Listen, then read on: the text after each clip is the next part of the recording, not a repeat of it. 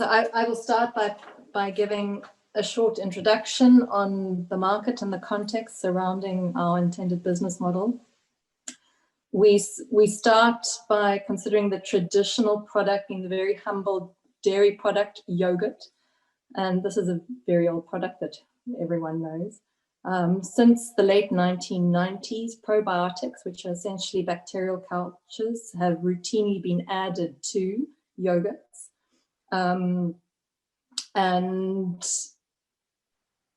that in 2013 was worth 180 billion worldwide. So a market of 180 billion worldwide.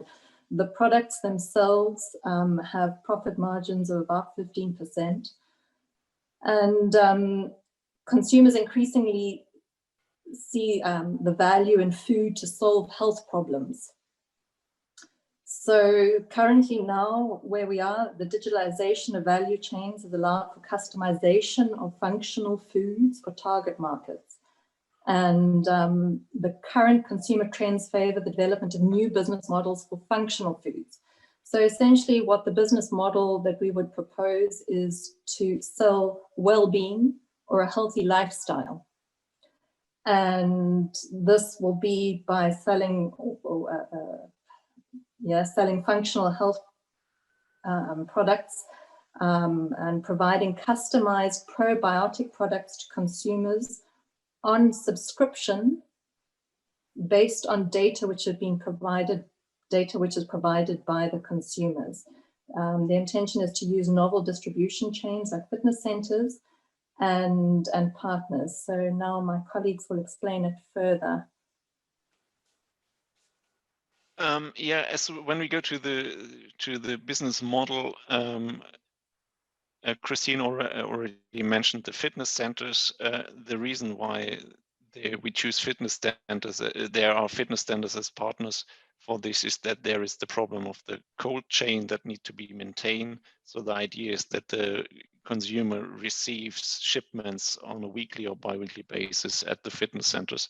So that helps to maintain the cold chain on the first side, and it can be regarded as an additional customer benefit that the customer is actually forced to go to the gym at least regularly on a weekly or bi-weekly basis.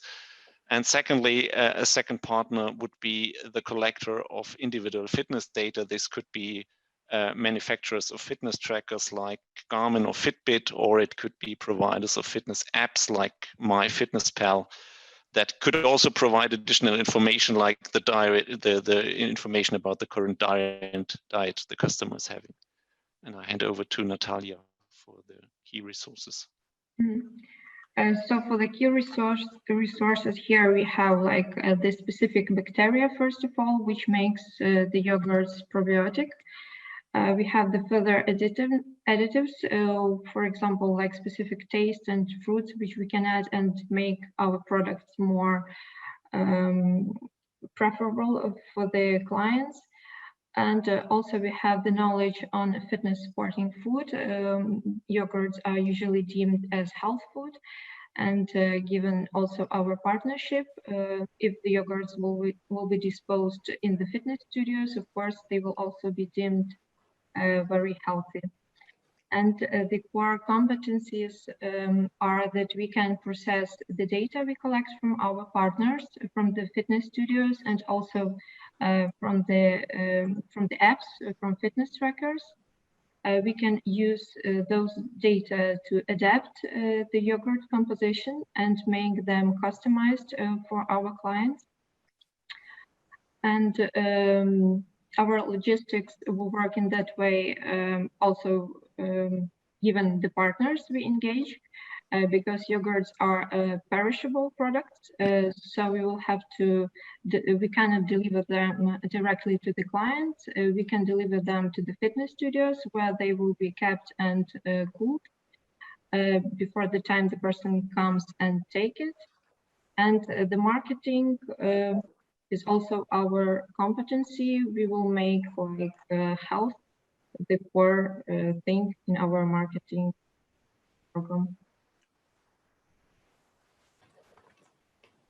Okay, so for our unique selling position, So we're selling the yogurt. We're telling the people that it's a functional superfood. It's claiming a number of health properties, and it offers immunity as well, helping body's defenses. And it offers versatility, wherein one can add all sorts of ingredients into it.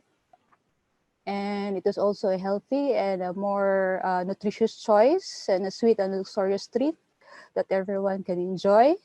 Then it solves a lot of health problems, giving a lot of health benefits to the consumers. From the market perspective, as my colleague said before, this product intended to should has aspects that cannot be offered by other competitors, and this product is addressed to sportive people, people who practice sport and had a lot of health conscious lifestyle. Consumers can access to personalized nutritional tips based on their own data as a customers. And regarding the sales channels, should be cooperative fitness as a partners, and the product can be also directly delivery at consumers' home. So our next task was to describe what's the 360-degree IP strategy. It's a generic strategy that puts the customer benefit in the center, and it shows different IP-related tasks and puts different time horizons on them. The first one is the present, in which is mainly about managing the risks, and to mainly risks by third-party IP. So it is about ensuring the freedom to operate, that you can do what you actually want to do. The second quadrant is suppressing imitation. It's mainly about what has already developed in the past to ensure exclusivity, that you can continue to offer that also in the future, and to prevent others from doing the same thing that you want to do and that you want to keep exclusive. And the third quadrant is designing your market position that is about the future. So you want to build up the exclusivity that you want to have in the future.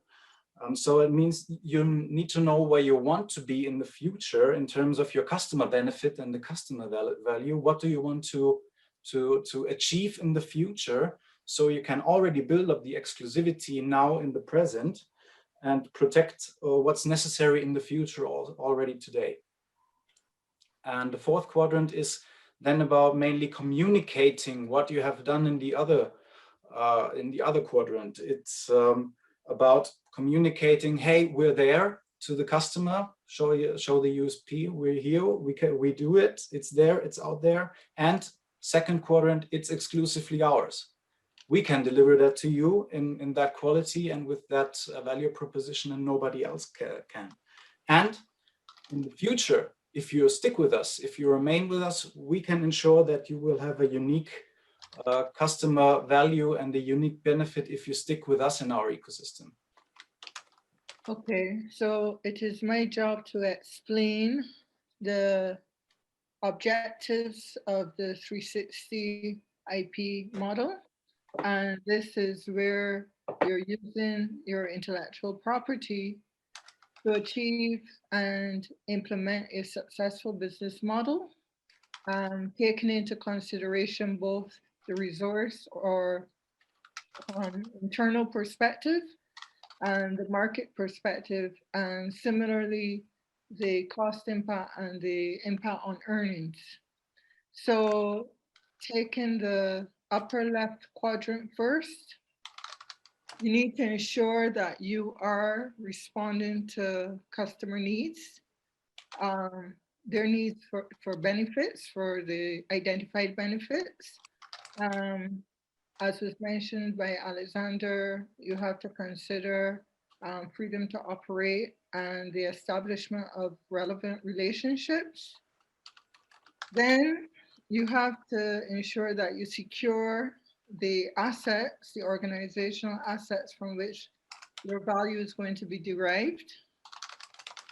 And then you need to understand this is in the lower right-hand quadrant, you need to understand the requirements to achieve the desired market position.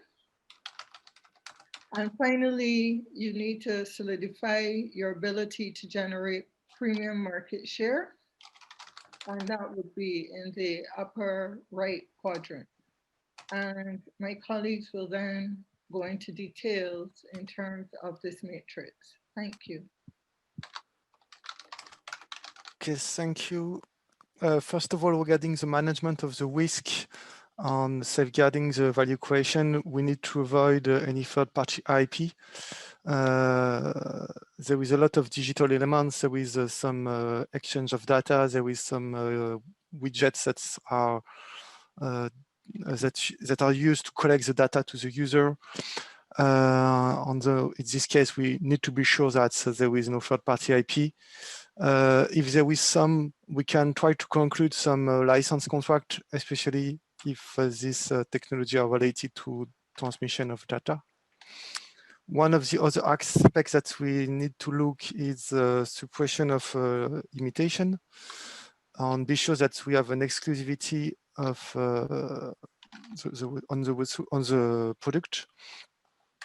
We can try to protect the optimization model that is used to design the individual composition. We can try to identify some of the core elements that are used to realize this individualized food production and create patent protection. And also same thing for the logistic process, determine if there is some element to protect and try to protect this element to avoid a third party to do the same sort of logistic process. Yes, then to communicate about the USP of the product, so the customer has to understand when the product is on the shelf that it is directed to them. So we will create and protect a set of brand and design that will give the intent of healthiness, activeness, and the customer will understand through that it's directed to them. And then for the future position, the roadmap for future IP is blocked by patenting a means of creating the customized yogurt and logistic solution for the refrigeration along the logistic.